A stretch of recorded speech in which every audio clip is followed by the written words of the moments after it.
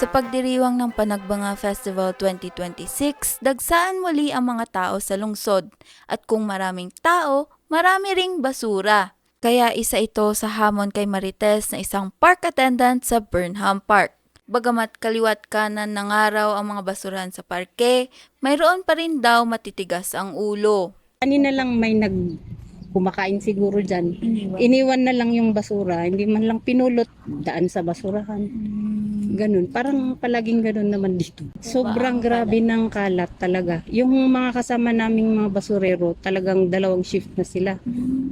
Kasi hindi rin mauubos yung basura eh. Palaging puno yung mga basurahan. Kahit ilang basurahan ang ilagay mo dyan, mapupuno talaga.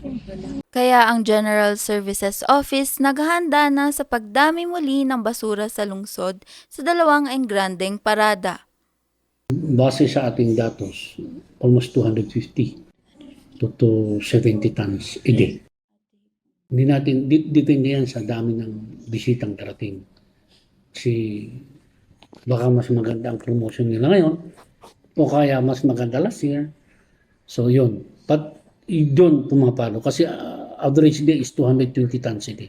Para maibsan ang problema sa basura, katuwang ng Baguio Flower Festival Foundation Incorporated o BFFFI ang isang kumpanya. Dito, ang basura pwedeng ipalit sa mga iba't ibang bagay at pagkain. We partnered with BEST Technologies. They have a booth at the Melvin Jones on February 28 and March 1. So may mga items na pwede kang isurrender sa kanila and you earn environmental points. So you just need to register with the app, the one we posted in our page. Ang bawat basura ay may katumbas na environmental points na ipapalit sa mga eco-friendly na mga bagay o di kaya ay pagkain o coupons.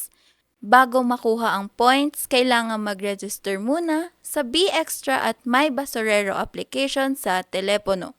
Ang programang ito ay inoorganisa ng Basic Environmental System and Technologies o BEST Incorporated. Bukod pa rito, pinaigting rin ng BFFFI ang panawagan sa publiko na sumunod sa segregation ng mga basura. We have now a policy, if you bring it in, you take it out para walang kalat sa venue. And then we have waste collection marshals at the venue.